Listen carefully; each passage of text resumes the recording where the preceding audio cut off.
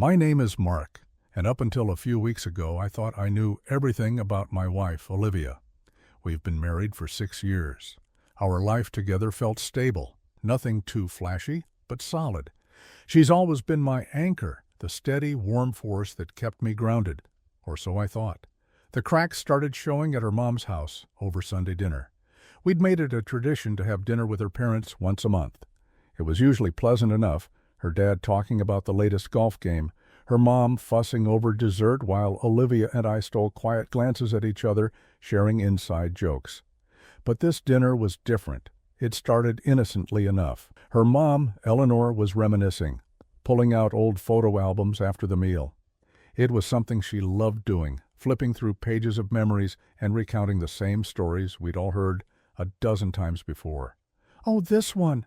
Eleanor exclaimed, holding up a photo of Olivia at a beach. She looked about 20, carefree and radiant. "This was taken the summer Olivia and, what was his name? That lovely boy, the one you spent all your time with back then." Olivia froze. The relaxed, easy-going smile she'd worn all evening vanished in an instant. "Mom," she said, her tone sharp. "That's not important." Eleanor, oblivious to Olivia's discomfort, waved her off. "Oh, nonsense. Mark should know about your old friend. What was his name? Marcus. Mark?" She snapped her fingers as if trying to remember. I laughed lightly, trying to ease the tension. I didn't know Olivia had an old friend like that. What's the story? But Olivia's expression stopped me cold. Her eyes flicked to me, wide and wary, and her cheeks flushed a deep red. "It's nothing," she said quickly. "Just a friend, from years ago." Eleanor chuckled. "Oh, it was more than that. You two were inseparable that whole summer. I thought for sure you'd end up together." "Mom!" Olivia snapped, cutting her off. "Seriously, it's not a big deal." The room fell silent. Her dad cleared his throat, trying to change the subject, but it was too late. The damage was done. The rest of the evening passed in a blur. Olivia barely spoke, and when we got home, she went straight to bed without a word. I lay awake for hours, staring at the ceiling, my mind racing. Who was this guy? Why had she reacted so strongly to her mom bringing him up? The next morning, over breakfast, I decided to ask her about it. "Hey, I said casually. "About what your mom said last night." "Mark, don't," she interrupted, not even looking up from her coffee. "I'm just curious," I pressed. "It sounded like he was a big part of your life. Why haven't you ever mentioned him?" She sighed, finally meeting my gaze. "Because it's irrelevant," she said firmly. "It was a long time ago, and it doesn't matter now." Her tone left no room for argument, but it only made me more suspicious. Olivia wasn't one to shut down conversations like that, not unless she had something to hide. I decided to let it go for the moment, but the curiosity gnawed at me. Who was he? What had he meant to her? And why was she so desperate to avoid talking about him? Later that day, while Olivia was out running errands, I started digging. I felt a pang of guilt as I opened her laptop, something I'd never done before. But the questions in my mind were too loud to ignore. Her email was logged in. I typed Marcus into the search bar, feeling a strange mix of excitement and dread. At first, nothing came up, but then, in her archived messages, I found an email chain from 3 years ago. It wasn't long, just a few back-and-forth messages, but the name at the top was clear. Marcus W. I clicked the thread, my heart pounding. "Hey, his first message read, "It's been a long time, but I saw your name in an article about your new job and couldn't resist reaching out. Hope you're doing well. Let me know if you'd like to catch up sometime." Her response was short but friendly. "Marcus, wow! I can't believe you found me. Life's been good. Married now, actually. I hope you're doing well, too." The rest of the messages were vague, catching up about work and life. Nothing overtly suspicious, but one line in Marcus's final email stuck out like a knife. "I'm glad to hear you're happy, Olivia. You deserve it. I'll never forget that summer. It was one of the best times of my life." There it was again. That summer. What had happened between them, and why hadn't she told me about him, even in passing? I closed the laptop, my stomach churning. Olivia had always been open about her past, college, ex-boyfriends, everything. So why was Marcus such a secret? Over the next few days, I couldn't get Marcus out of my head. His name lingered like a faint echo, growing louder every time I thought about Olivia's reaction at dinner, or the unease in her voice when I asked about him. She was hiding something. I was sure of it, but I didn't know what. At first, I tried to brush it off. Maybe it really wasn't a big deal. Maybe Marcus was just some guy she'd grown close to for a short time, and it didn't mean anything now. But the way she'd shut me down so quickly, the way her mom's words had rattled her, that wasn't nothing. I started paying more attention to Olivia, watching for any signs that might give me a clue. She didn't seem any different. Still the same warm, loving woman I'd married. But every now and then, I'd catch her staring off into space, her lips pressed together like she was thinking about something she couldn't say. The questions in my mind grew louder, and eventually I couldn't take it anymore. I decided to dig deeper. One night, after Olivia had gone to bed, I went back to her laptop. I knew it was a breach of trust, but the curiosity had become unbearable. I opened her email again, scrolling through the messages with Marcus, but there wasn't much else there. They hadn't spoken in years, at least not over email. I moved on to her social media. She wasn't very active. Mostly photos of us, the dog, and a few updates about her job. But as I scrolled back further, I found something that stopped me cold. A post from 8 years ago, just a few months before we started dating. It was a photo of Olivia at a beach, standing next to a man I didn't recognize. They were both laughing, their arms slung casually around each other's shoulders. The caption read, "Best summer ever. Can't believe it's over. Miss you already, Em." I stared at the screen, my mind racing. The man in the photo had to be Marcus. He looked different from what I'd imagined. Tall, broad-shouldered, with an easy smile that made him seem like the kind of guy everyone liked instantly. I couldn't deny that they looked good together. For a moment I felt a pang of insecurity. Was this the guy Olivia's mom had been talking about? The one she'd thought Olivia would end up with? I closed the laptop and went to bed, but sleep didn't come easily. Every time I closed my eyes, I saw that photo. Olivia had never talked about this best summer ever, and now I was starting to wonder why. A week later, Olivia's mom called to invite us over again, this time for brunch. Olivia accepted without hesitation, but I felt a knot of unease in my stomach. I wasn't sure I could sit through another meal of cheerful small talk, pretending everything was fine. The drive to her parents' house was quiet. Olivia scrolled through her phone as I drove, occasionally chuckling at something she saw, but not bothering to share it with me. I glanced at her out of the corner of my eye, wondering what was going on in her head. Did she know I was suspicious, or was she oblivious? When we arrived, her mom greeted us warmly, as always. "So good to see you both," Eleanor said it, pulling Olivia into a hug before turning to me. "Mark, you're looking well. How's work?"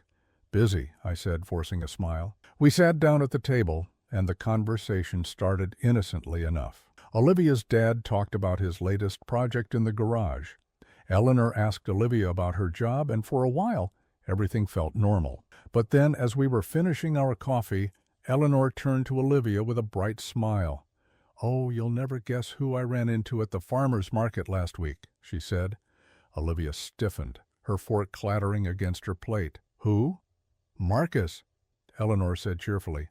"I almost didn't recognize him. He's filled out a bit since you last saw him, but he was just as charming as ever. He asked about you, of course." My heart skipped a beat, and I saw Olivia's face flush a deep red. "What did you tell him?" she asked, her voice tight. "Just that you were doing well," Eleanor said, oblivious to Olivia's discomfort. "I said you were happily married and living a lovely life. He seemed so happy for you. Such a sweet boy. It's a shame you two lost touch." Olivia forced a smile, but I could see the tension in her jaw. "Yeah, it is," she said quickly, pushing her plate away. "Anyway, I should start clearing the table." She got up and started gathering plates, her movements brisk and almost frantic. I stayed seated, my mind racing. Marcus wasn't just a distant memory. He was still around, still asking about her. And Olivia's reaction told me that whatever had happened between them, it wasn't as irrelevant as she'd tried to make it seem. I decided then and there that I needed to find out the truth. The ride home was unbearably silent. Olivia stared out the window, her fingers fidgeting in her lap, while I gripped the steering wheel so tightly my knuckles turned white. The weight of Eleanor's words hung between us like a storm cloud. Marcus wasn't just a memory. He was real, present, and somehow still orbiting Olivia's life. I couldn't stop replaying the scene at brunch, the way Olivia's face had flushed, how quickly she'd shut down the conversation. When we got home, she disappeared upstairs without a word, claiming she had work emails to catch up on. I stayed downstairs, pacing the living room as my thoughts churned.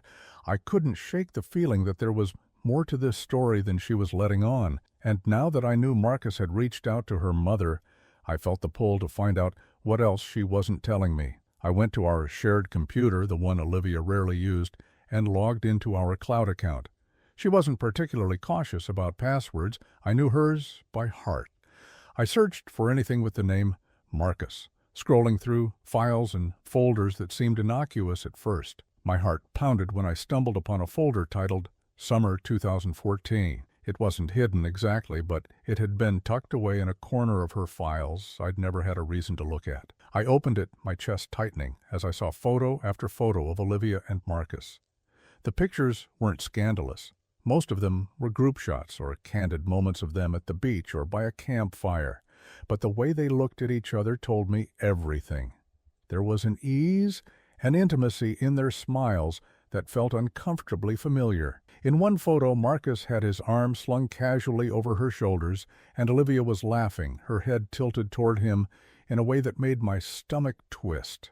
There was more, though. Buried at the bottom of the folder was a video file. I hesitated, my finger hovering over the trackpad, before I clicked play. The screen filled with a shaky shot of Olivia sitting on a picnic blanket, the ocean behind her. Marcus was behind the camera. I recognized his voice immediately. "Olivia," he said, his tone teasing. "Any final words before summer ends?" She laughed, waving a hand at the camera. "Don't be so dramatic." "Come on," he pressed. "You've got to give me something to remember you by." She rolled her eyes, but her smile was soft. "Okay, fine, I'll miss this, everything about it, and I'll miss you, Marcus. You made this summer unforgettable." The video ended there, the screen going black. I stared at it for what felt like an eternity, my mind racing. This wasn't just a friend from her past. He'd been someone important, someone she cared about deeply. And while I had no proof of what their relationship had been beyond the summer, I couldn't shake the feeling that whatever they'd shared still lingered, at least for him. I closed the laptop, my pulse pounding. The photo of them at the beach, the way she'd said she'd miss him. It felt too personal, too intimate. I wanted to believe her when she said he didn't matter, but everything I'd found told a different story. That night, I lay awake staring at the ceiling while Olivia slept beside me. I wanted to confront her, to demand the truth, but a part of me was afraid of what she might say. What if their connection had been more than just a fleeting summer romance? And worse, what if it still was? The next day, I decided to take a different approach. If Olivia wasn't going to tell me the truth, I'd find it myself. I started with Marcus's last name, which I'd seen in the archived emails. A quick search brought up his social media profiles, polished, professional accounts that painted him as a successful entrepreneur. His posts were sparse, mostly business updates, and the occasional motivational quote. But one caught my eye. It was a photo from a few months ago of him standing in front of a familiar building.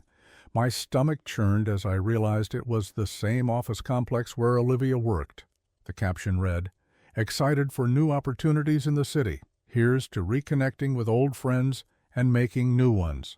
I stared at the screen, my heart sinking. He wasn't just in Olivia's past. He was here, in the same city, possibly working in the same building. That explained her reaction at brunch. She wasn't just startled by her mom's mention of him. She was afraid I'd find out he was still in her life. When Olivia came home that evening, I tried to act normal, though my mind was racing. I asked her how her day was, listening carefully to her answers for any clues. She didn't mention Marcus, but I noticed she seemed distracted, her eyes darting to her phone more than usual. Finally, I couldn't take it anymore. "Olivia," I said, keeping my voice steady, "I've been thinking about what your mom said at brunch." Her head snapped up, her eyes wary. "What about it?" "About Marcus," I continued, watching her carefully. "Why haven't you told me he's back in town?" Her face paled, and for a moment she didn't speak. Then she forced a laugh, shaking her head. He's not back in town. I don't even know where he lives now. It was a lie.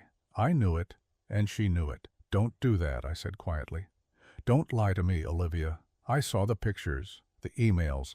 I know more than you think. Her expression shifted, panic flashing across her face before she masked it with anger. You went through my stuff? She demanded, her voice rising. That's such an invasion of privacy, Mark. I can't believe you'd do that. I wouldn't have had to if you'd been honest with me, I shot back. Who is Marcus to you, Olivia? And don't tell me he's just an old friend, because I'm not buying it. Her jaw clenched, and for a moment I thought she might tell me the truth. But then she shook her head, grabbing her coat from the chair. I don't have to explain myself to you, she snapped. If you're going to act like this, I'm not staying here tonight.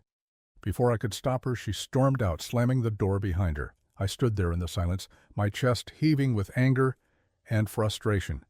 This wasn't over, not by a long shot. I stayed in the living room for hours after Olivia stormed out, my thoughts spinning in every direction. Her reaction wasn't just defensive, it was a complete deflection, a refusal to answer the simplest question. Who was Marcus to her? And why did it feel like he still held a place in her life that I was only now beginning to uncover? Around midnight, I decided I couldn't sit there anymore. If Olivia wasn't going to tell me the truth, I had to find it myself. I picked up her laptop again, scrolling through her emails and calendar. I wasn't even sure what I was looking for, but I knew there had to be something, and then I found it. An event on her calendar from 2 weeks ago, marked simply as meeting. The location was a boutique hotel downtown, and the time was late, 8 p.m. My heart raced as I stared at the screen. Olivia had never mentioned anything about a late meeting, let alone at a hotel. Without hesitating, I grabbed my keys and drove to the hotel. It was a sleek, upscale place, the kind of venue people used for more than just business. My hands trembled as I parked and walked inside, unsure of what I was even hoping to find. The lobby was quiet, the polished floors gleaming under dim lights. I approached the front desk, trying to keep my voice calm. "Hi," I said. "I think my wife left something here a couple of weeks ago. She had a meeting, room 406, I believe." The receptionist raised an eyebrow, clearly skeptical. "One moment," she said, typing into her computer. I held my breath as she scanned the screen. Finally, she nodded. "Yes, I see a reservation for that date. Under Marcus Walters." My stomach dropped. She hadn't even tried to hide it. "Was she here with him?" I asked, my voice tight. The receptionist hesitated. "I'm sorry, sir, but I can't disclose that information." I didn't need her to. I already knew. The drive home was a blur. My mind replayed everything. Olivia's reaction to her mom's comments, her defensiveness when I asked about Marcus, the way she'd stormed out tonight without even attempting to deny anything. It was all so obvious now, so painfully clear. When I got home, I decided to check her phone. She hadn't taken it with her when she left, and I knew this was my chance to find the truth. I scrolled through her messages, my heart pounding with every swipe. And then I found the thread. It was buried under a fake contact name, Work Update, but the messages left no room for doubt. "Last night was incredible. I can't stop thinking about you. You're insatiable, you know that? I still feel your nails on my back." My stomach churned as I read further, each message more explicit than the last. Marcus wasn't just some fleeting memory from Olivia's past. He was her present. The texts painted a vivid, stomach-turning picture of what they'd been doing in that hotel room, and it wasn't business. "I love how dirty you get when we're alone. You're nothing like the perfect wife he probably thinks you are." I slammed the phone down, my chest heaving. My hands shook as anger and humiliation surged through me.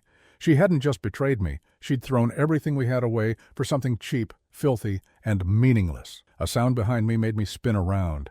Olivia stood in the doorway, her face pale. I hadn't even heard her come in. Her eyes darted to the phone on the table, then back to me, widening as she realized what I'd found. "Mark," she started, her voice shaking.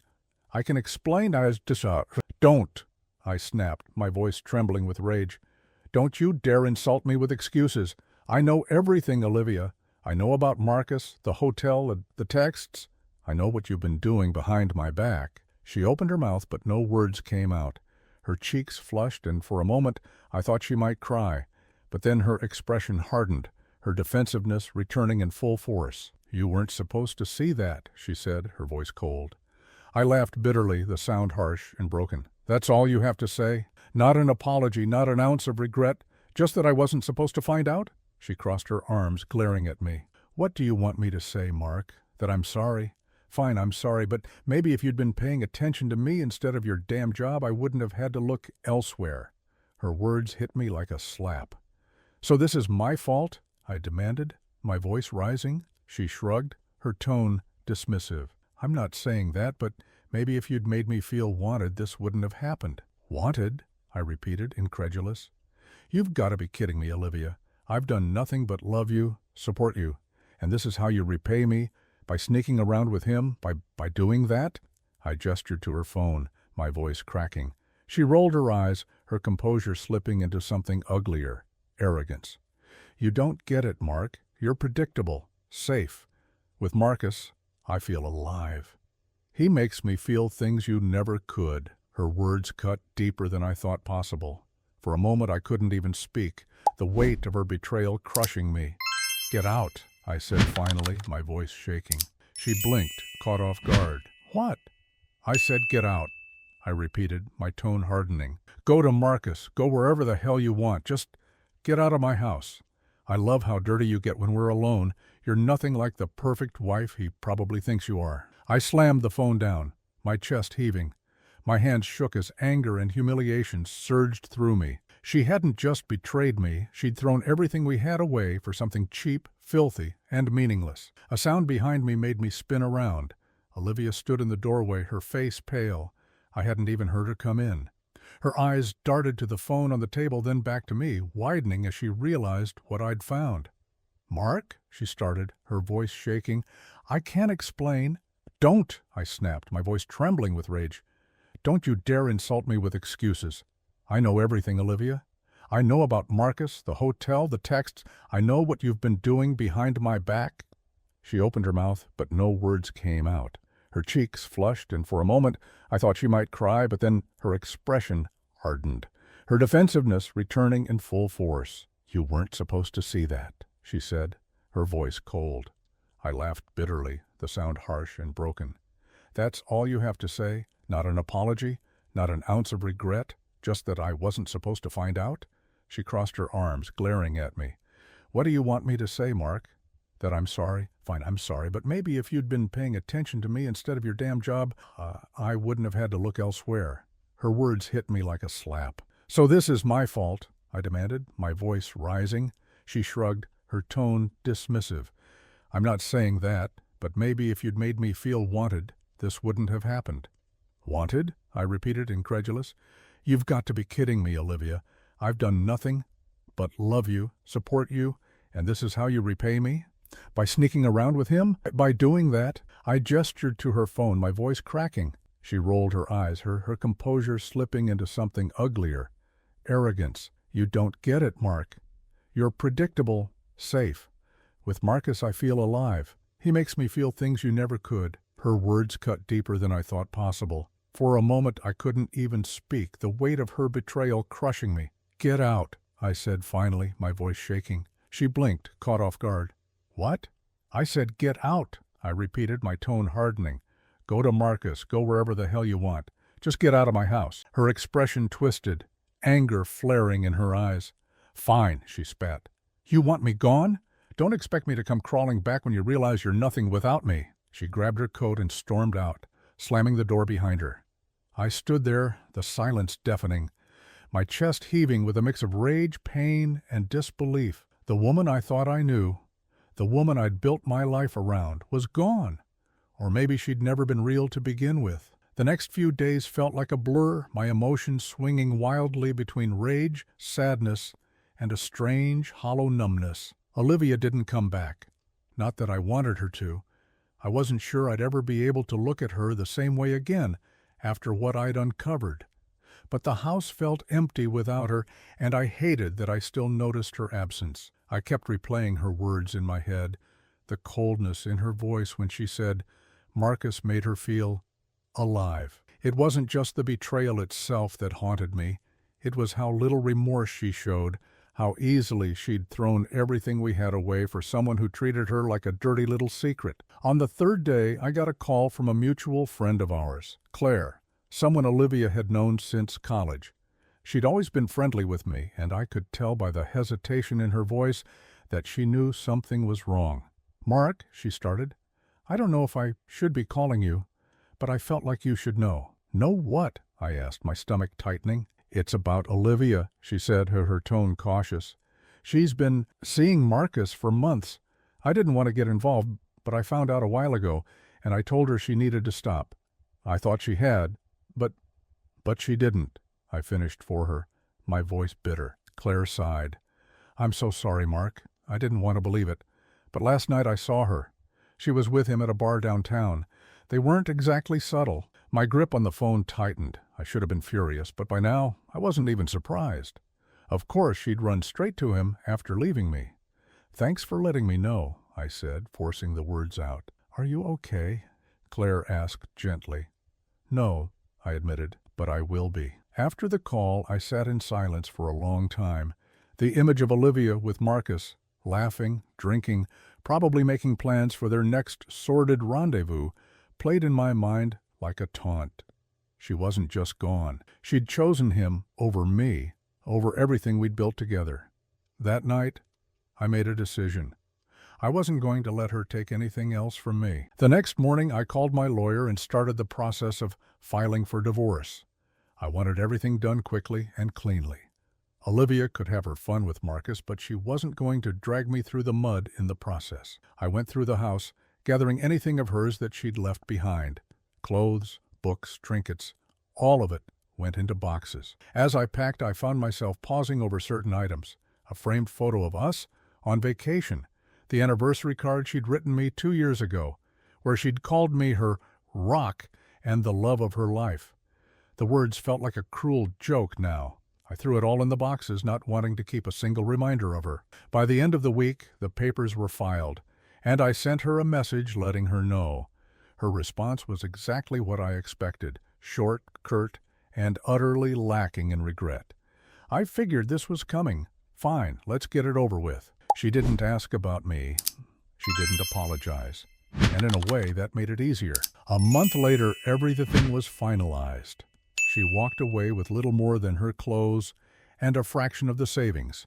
I kept the house, the car, and most importantly, my dignity. I haven't heard from her since, and honestly, I hope I never do. In the weeks that followed, I started to feel lighter, freer. The pain was still there, but it wasn't as sharp as it had been. I reconnected with friends I hadn't seen in years, threw myself into work, and even started going to the gym again. One night, as I sat in the living room with the drink in hand, I realized something. Olivia hadn't just betrayed me. She'd set me free. Free from her lies, her manipulations, and the constant feeling that I wasn't enough. And for the first time in a long time, I felt alive. Thank you for listening the story to the end. Write your thoughts about it in the comments, and do not forget to subscribe. See you in the next videos.